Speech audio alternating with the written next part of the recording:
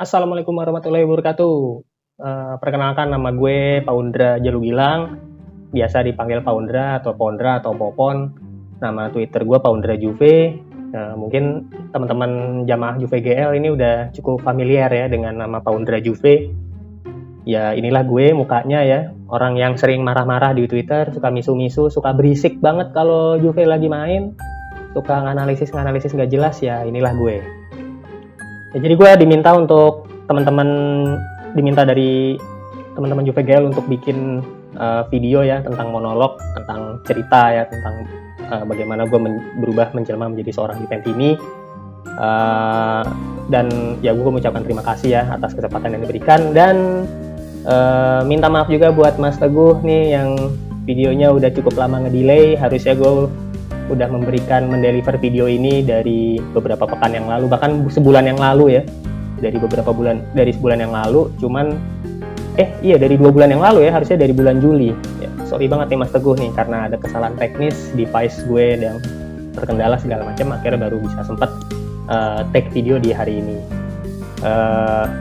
Peace ya kita ya, nggak ada selekan.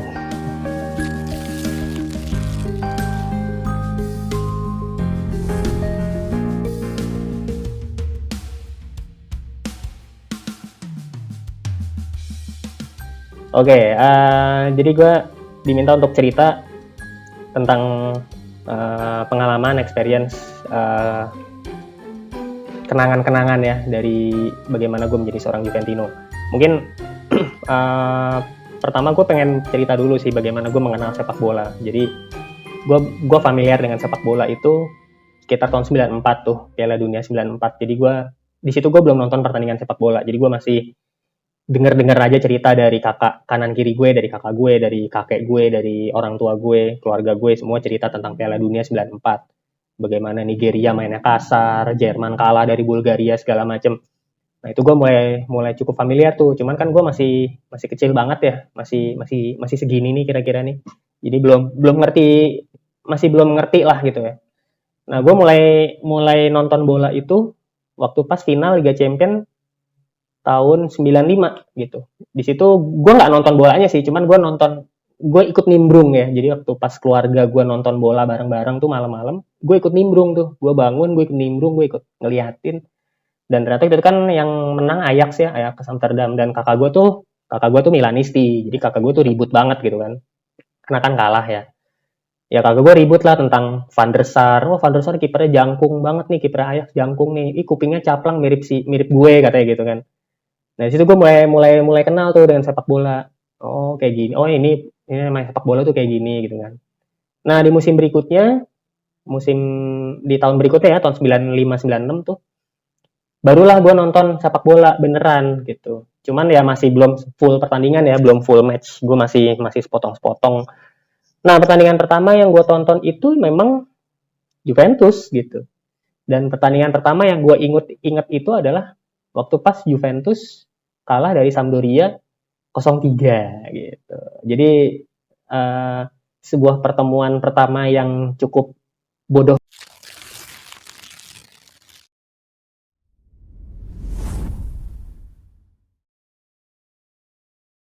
sampai akhirnya muncullah satu nama kan, Alessandro Del Piero.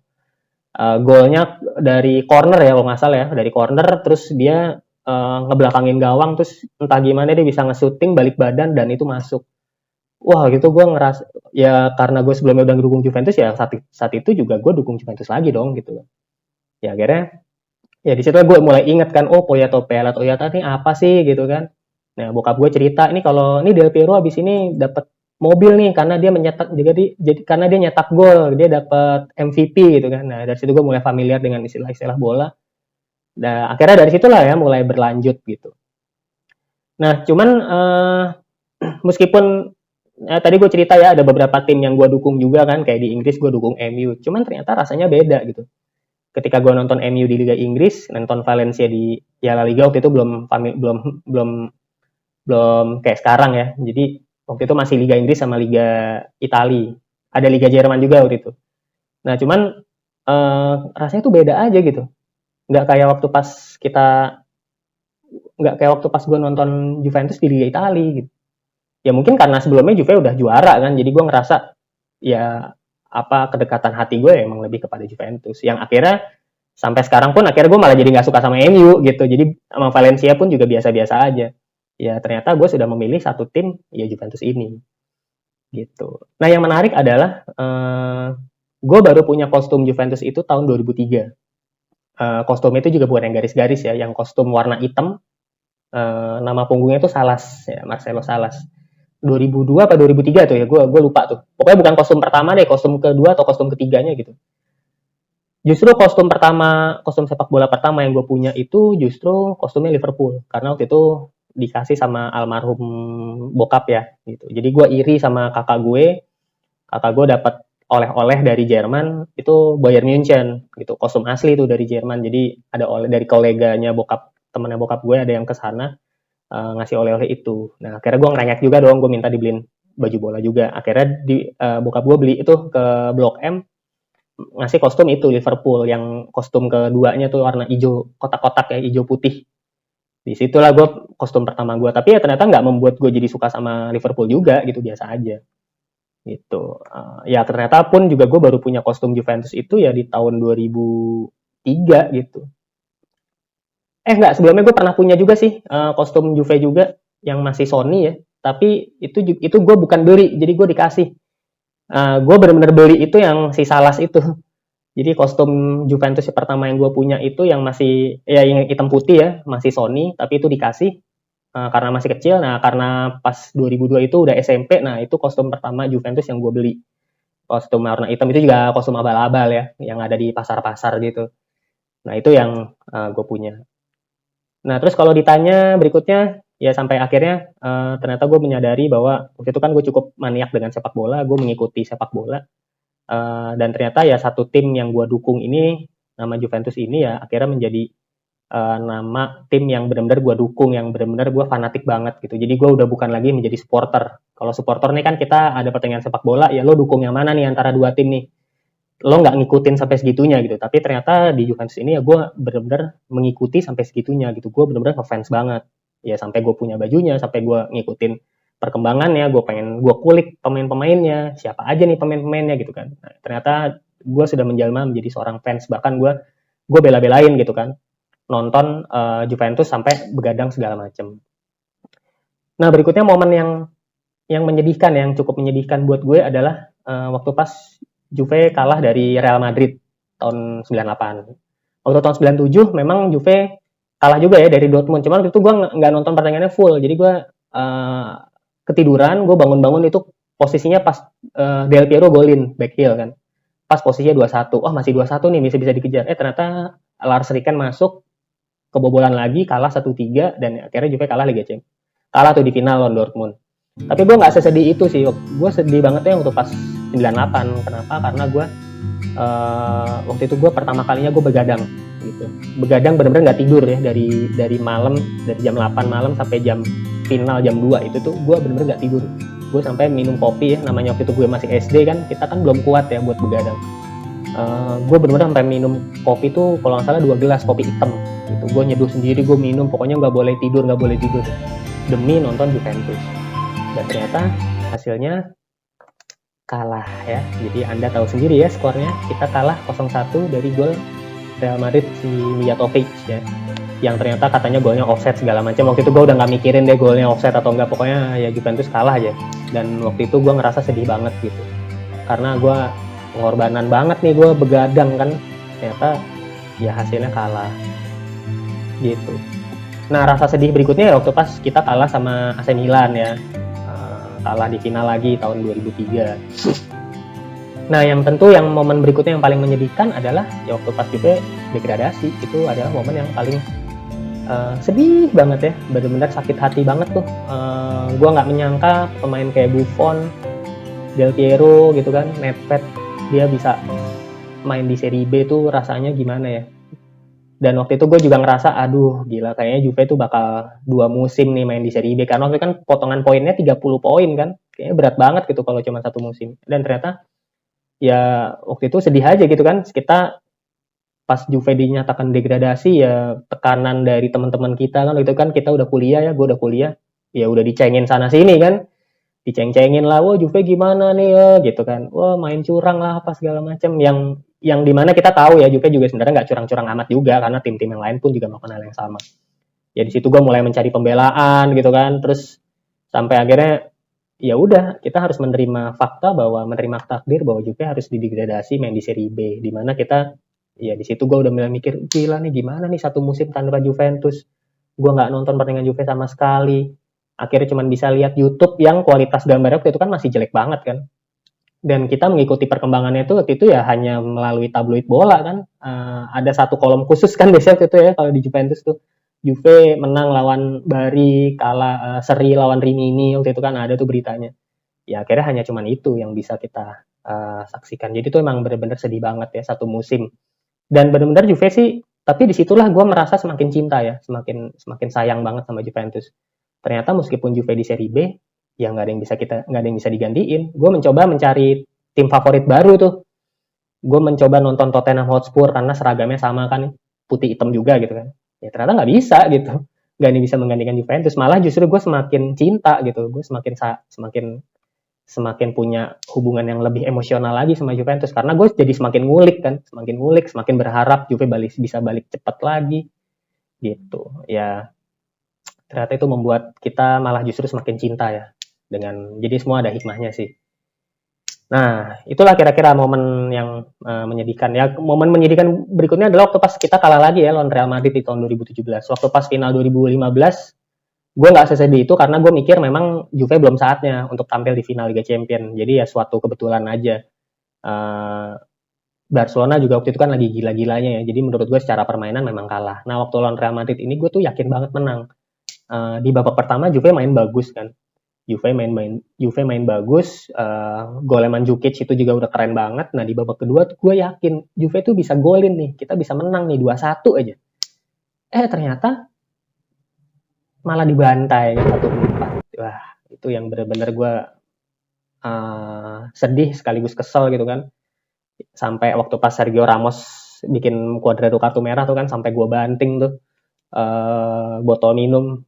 Bahkan gue udah nggak nonton lagi gol keempat, di gue udah langsung pulang. Waktu pas gue jalan ke parkiran motor kan, nobar tuh ya kedengaran lagi kan Real Madrid golin gitu kan. Ya udah gue anjir kalah 1-4, gila. Gue langsung sampai rumah ya udah nggak bisa tidur gitu kan, nggak bisa tidur, ya sedih banget, pokoknya ngedown banget deh gue waktu itu. Sampai bini gue juga kesian gitu ya ngelihat gue, sampai kesel juga gitu kan, kok sampai gini banget gitu. Ya itulah ya, ternyata kita punya hati yang begitu lemah ya terhadap Juventus. Padahal waktu itu gue udah berharap kalau sampai kita menang nih, kita bisa menyaingi treble-nya Intristi kan, yang dibangga-banggakan gitu. Ternyata enggak, ya kita gagal menyaingi itu. Gitu sih, itu momen-momen yang cukup menyedihkan ya, dan cukup sakit hati.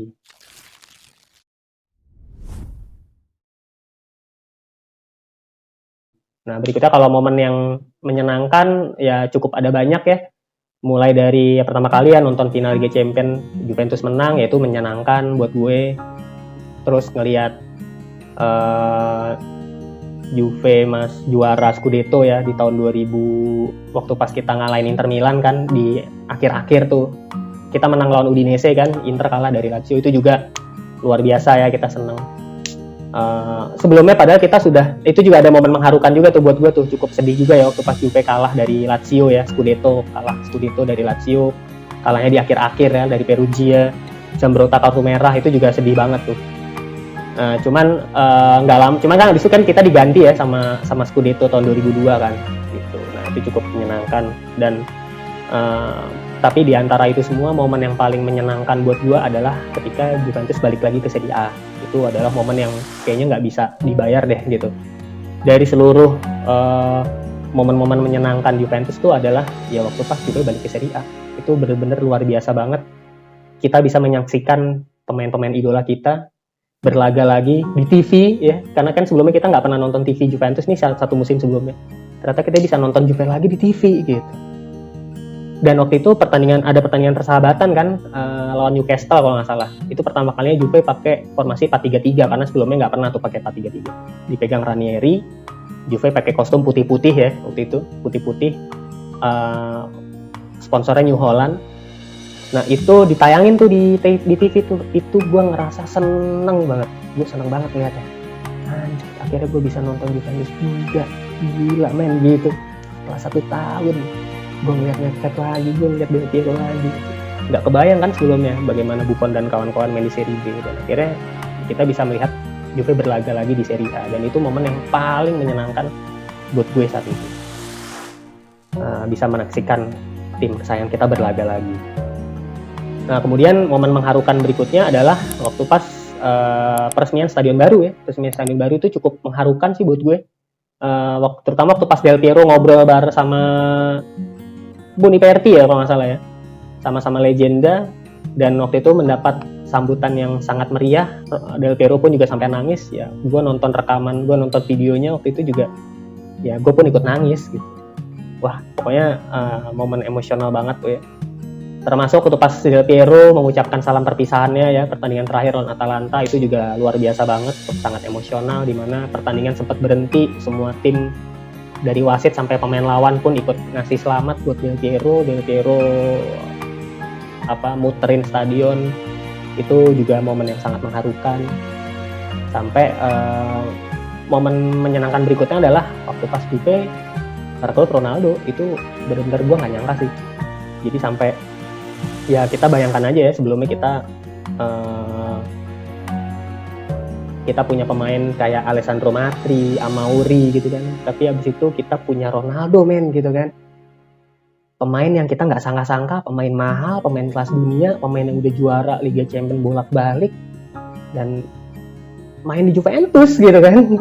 Wah itu benar-benar itu juga gue sangat antusias banget, gue sangat emosional banget, gue sampai mengulang-ulang lagi videonya Ronaldo waktu pas tes medis, waktu pas pertama kali datang kunjungi Juventus, pertama kali dia latihan tuh gue ulang-ulang terus, saking senangnya Ronaldo bisa main Juventus gitu. Karena memang sebelumnya gue juga udah cukup respect ya sama Ronaldo, karena ya dia nggak punya tato, dia profesional banget gitu, termasuk punya jiwa dermawan yang tinggi, dan ternyata dia bisa main di tim seperti tim idola kita gitu. Pemain sebesar Ronaldo bisa main di Juventus, itu gue nggak nyangka banget ya, benar-benar luar biasa sih. Sampai gue bercerita tentang sosoknya Ronaldo ke istri gue, itu sampai berapa kali tuh gue ceritain gitu kan. Ya istri gue tahu Ronaldo, cuman nggak tahu sosoknya seperti apa, sampai gue ceritain bolak-balik. Saking senangnya gue sama Ronaldo bisa datang di Juventus. Ya luar biasa lah pokoknya, Juventus tetap di hati lah. Ya pokoknya itulah ya, mungkin itu aja sih yang bisa gue ceritain. Ternyata udah 20 menit. Kasihan Mas Teguh nih ngeditnya ya. Terima kasih banyak ya, mungkin itu aja cerita dari gue, momen-momen bagaimana gue bisa kenal sama Juventus, momen-momen menjadi Juventino, momen yang sangat mengharukan, menyedihkan, dan momen yang sangat menyenangkan. Ya nggak nyangka ya ternyata a true gentleman never leave his lady gitu. Jadi ya sampai kapanpun ternyata gue nggak akan pernah bisa meninggalkan Juventus dalam kondisi apapun. Juventus tetap ada di hati gue, setelah keluarga, setelah istri gue, dan Juventus lah selalu ada di hati gue. Sok banget ya gue ya. Oke itu aja ya, terima kasih sudah menikmati monolog, mendengar cerita yang gak jelas ini. Gue mengucapkan terima kasih buat teman-teman JPGL yang udah memberikan kesempatan buat gue, buat Mas Teguh juga yang udah bolak-balik ngingetin. Sorry banget Mas, baru bisa sempet sekarang nih ya kan. Oke, gue mengucapkan terima kasih banyak. Assalamualaikum warahmatullahi wabarakatuh. Sukses terus buat JPGL. Semakin banyak followernya, semakin banyak jamaahnya, semakin lucu, semakin kocak, semakin solid. Thank you. Assalamualaikum warahmatullahi wabarakatuh.